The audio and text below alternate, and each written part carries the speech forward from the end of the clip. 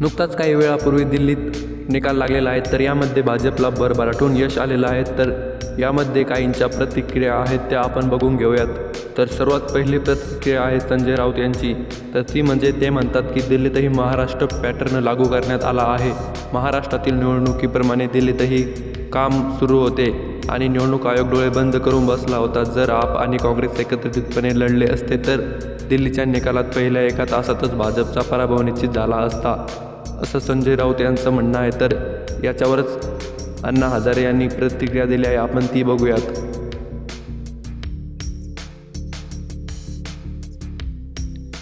मी बऱ्याच काळापासून सांगत आलो आहे की निवडणूक लढवताना उमेदवाराचे चारित्र्य आणि विचार चांगले असावे, त्यांचा प्रतिमेवर कोणताही डाग नसावा। पण अरविंद केजरीवालांना ते समजले नाही, ते दारू आणि पैशात अटकले, त्यामुळे आम आदमी पक्षाची प्रतिमा खराब झाली आणि म्हणूनच त्यांना निवडणुकीत कमी मते मिळाली, अण्णा हजारे।